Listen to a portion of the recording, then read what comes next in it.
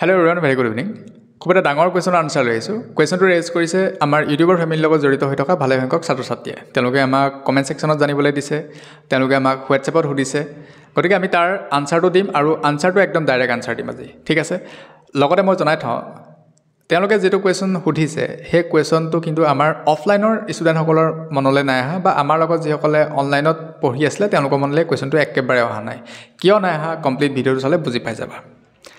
এতিয়া আমি কথাটো পাতিম তাৰ আগত মই তোমালোকক এটা কথা ৰিমাইণ্ড কৰি ল'ব লাগিব যে আমি হাফ ইয়াৰলি আগতেই কৈ থৈছিলোঁ, আমি এটা ভিডিঅ' দি থৈছোঁ, সেই ভিডিঅ'টো এতিয়াও আছে যে আমি ইয়াৰ কাৰণে মেথছৰ কাৰণে আমি ৰেফাৰেঞ্চ বুক ল'ব লাগিব, ঠিক আছে?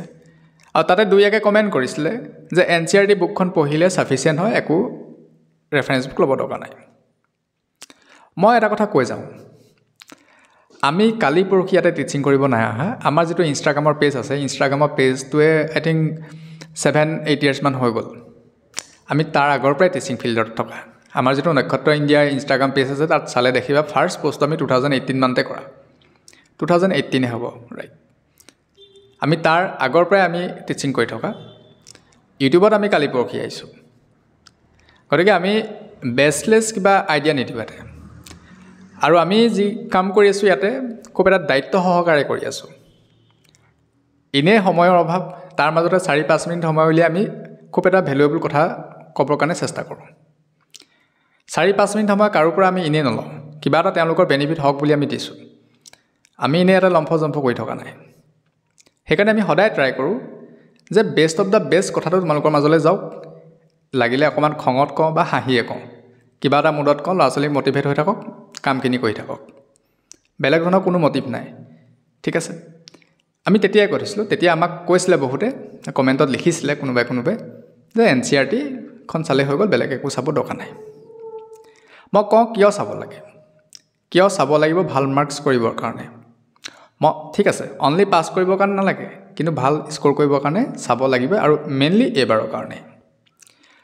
চোৱা, মই এটা কথা কৈছোঁ, তোমালোকৰ ফাইণ্ড দ্য জিৰ'জ, শূন্য নিৰ্ণয় কৰা কুৱেশ্যন আছে, বুকত থকাকেইটা আছে।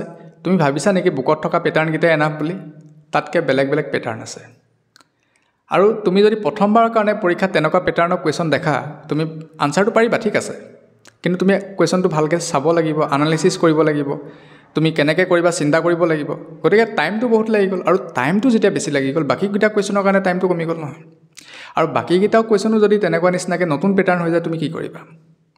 সেইকাৰণে কি হয়, মই কেইখনমান বুক দেখাওঁ, আগতে আমি কৈ যোৱা নিচিনাকৈ আমাৰ অফলাইনৰ ল'ৰা ছোৱালীক আমি কৰাই থাকোঁ। RD শৰ্মা আমি কৰাওঁ, আৰিহান্তৰ আছে, অল ইন ওৱান আছে, অল ইন ওৱানখন কৰাওঁ। এতিয়া অল ইন ওৱানখনতো বহুত ষ্টুডেণ্টে চিনিয়ে নাপায় কি বুক, ঠিক আছে?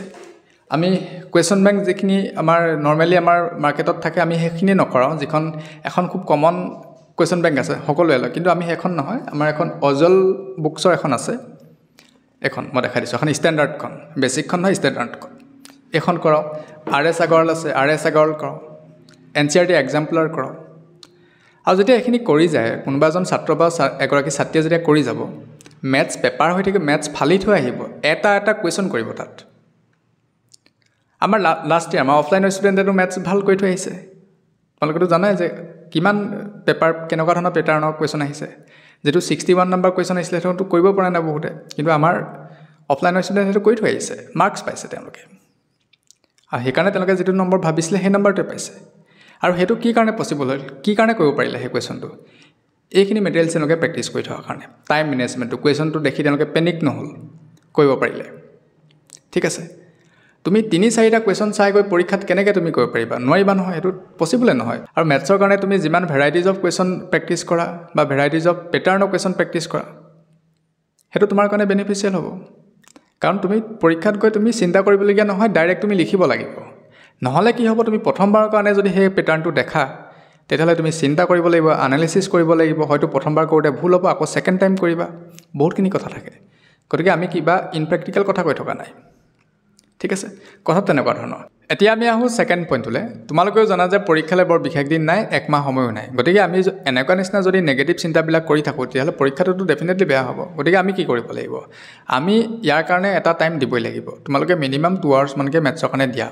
আৰু যদি তুমি এতিয়ালৈকে সেই নতুন পেটাৰ্ণৰ কুৱেশ্যন তোমালোকৰ কাৰণে যিখিনি নতুন একচুৱেলি পেটাৰ্ণটো নতুন নহয় তোমালোকৰ কাৰণে নতুন হয় এইবোৰ পেটাৰ্ণ আগৰ পৰাই এক্সিষ্ট কৰে চ' তোমালোকৰ কাৰণে নতুন পেটাৰ্ণ হ'ব সেই কুৱেশ্যনখিনি তোমালোকে কালেক্ট কৰা বিভিন্ন চ'ৰ্চৰ পৰা হয়তো মাৰ্কেটত বুক কিনিব পাৰা বা অনলাইন চ'ৰ্চো ল'ব পাৰা PDF পাই যায় আজিকালি তোমালোকে সেইখিনিও ল'ব পাৰা গতিকে প্ৰেক্টিছ কৰিব লাগিব আৰু কোনোবাই কমেণ্টত লিখিব বুকৰ দৰকাৰ নাই তোমালোকৰ কথা কমেণ্টৰ কথা শুনা নে মোৰ কথা শুনা যিটো তোমালোকে ডিচাইড কৰা নিজৰ কথা সেইটো মইতো একো ক'ব নোৱাৰোঁ ঠিক আছে কমেণ্টটো মানুহৰ মনত যি মন যায় তাকে লিখিব গতিকে তোমালোকে ডিচাইড কৰিবা সেইটো কিন্তু আমি আমাৰ অফলাইন ক্লাছত আমি আজি এটা লং টাইম ধৰি আমি কৰাই আহি আছোঁ ল'ৰা ছোৱালী তেনেকুৱা ধৰণে ৰিজাল্ট পাইছে ক্ৰেডিট আমি নাই লোৱা ৰিজাল্টৰ আমি ক্ৰেডিট কমপ্লিট ষ্টুডেণ্টৰ তেওঁলোকে হাৰ্ড ৱৰ্ক কৰিছে আমি মাত্ৰ তেওঁলোকৰ লগত আছোঁ চ' তেওঁলোকে ভাল স্ক'ৰ কৰিছে মই জাষ্ট কৈ দিছোঁ কথাটো এইবোৰ ক্ৰেডিট ল'বৰ কাৰণে মই কোৱা নাই মই দেখাই দিছোঁ যে ল'ৰা ছোৱালীয়ে তেনেকৈ মাৰ্কছ স্ক'ৰ কৰে কথাটো বুজি পালা গতিকে তুমি সেই তেনেকুৱা নিচিনাকৈ প্ৰিপেৰেশ্যনটো কৰিব লাগিব এতিয়া থাৰ্ড কথাটো হৈ গ'ল বহুতে আমাক কমেণ্টত সুধিছে যে ছাৰ আপুনি ডাইৰেক্ট মেথছৰ কুৱেশ্যন দি আছে এইকেইটা পৰীক্ষাত আহিব নে নাহে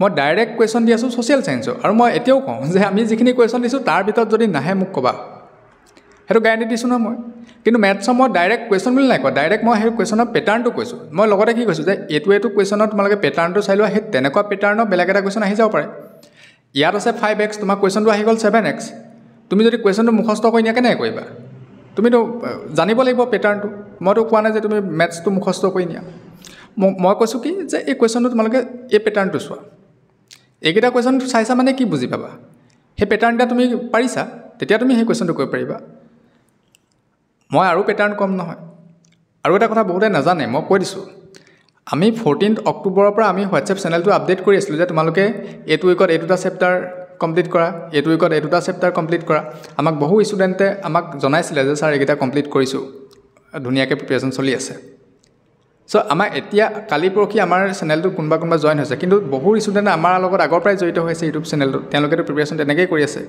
তেওঁলোকে আমাক পাৰ্চনেলিও বিচাৰে কুৱেশ্যন বিচাৰে আমি দিওঁ সেইখিনি আৰু এটা কথা চোৱা তোমালোকে আমালৈ হোৱাটছএপত মেছেজ কৰা মেছেজ বেলেগ এজন মানুহে তোমালোকক চাই পিনি ৰিপ্লাই কৰে তোমালোকে কুৱেশ্যন বিচৰা আমাৰ কুৱেশ্যন পঠাই দিয়ে তোমালোকে তাৰ কাৰণে চাৰ্জ দিবলগীয়া হৈছে নাই হোৱা নহয় কেতিয়াবা 2-3 দিন ৰিপ্লাই কৰোঁতে দেৰি হৈছে কাৰণ ইমানখিনি মেছেজ আহি থাকে কাক ৰিপ্লাই কৰিব মানুহ 2-3জনে চাই মেলি থাকে কিন্তু সকলোকেতো একেটা সময়তে ৰিপ্লাই কৰিব নোৱাৰে ইমান হাজাৰ মেছেজ আহিছে গতিকে আমি সেই কথাখিনিও মন কৰিবা আমি কাৰোৰ পৰা পইচা লৈ কামখিনি কৰি থকা নাই আমি আমাৰ উইলিংলি আমি কৰি আছোঁ কিবা এটা ভাল ভাৱ আছে কাৰণে কৰি আছোঁ এইবোৰ এনেই ইমান এখন বিজি স্কেডুলৰ মাজত আহি তোমালোকক যে 4-5 মিনিট সময় দিওঁ বহুত ডাঙৰ কথা আমাৰ কাৰণে তোমালোকে কেনেকৈ লৈছা নাজানো তোমালোকে আমি কোৱা কথাখিনি গুৰুত্ব দিছা নিদিছা আমিতো নাজানো আমি ইয়াত কৈহে আছোঁ আমি অফলাইন ক্লাছত যিখিনি কথা কওঁ তোমালোককো সেইখিনি কৈছোঁ অফলাইন ক্লাছত খালি আমাৰ ষ্টুডেণ্টসকলক আমি বেছি টাইমৰ কাৰণে পাওঁ তোমালোকক ইয়াত 4-5 মিনিটৰ কাৰণে পাইছোঁ ডিফাৰেঞ্চটো সেইটোৱে আমি অফলাইন ক্লাছৰ আমাৰ ষ্টুডেণ্টৰ লগত এটা দীঘলীয়া সময় ধৰি তেওঁলোকৰ লগত আছোঁ কোনোবা ষ্টুডেণ্ট 5-6ৰ পৰা আমাৰ ইয়াতে পঢ়ি আছে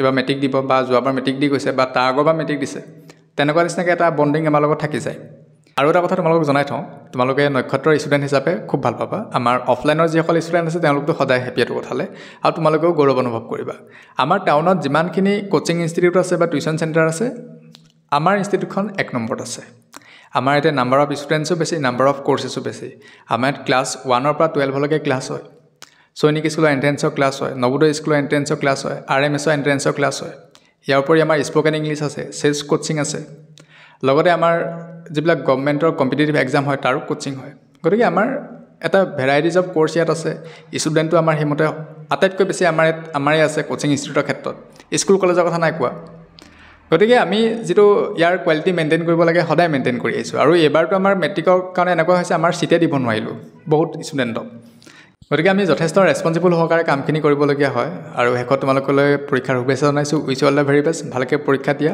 আমি তোমালোকৰ লগত থাকিমেই পৰীক্ষালৈকে চিন্তা কৰিব নালাগে ইউটিউবৰ মাধ্যমেৰে যিমানখিনি পাৰোঁ আমি তোমালোকৰ লগত থাকিবৰ কাৰণে চেষ্টা কৰিম ঠিক আছে বাই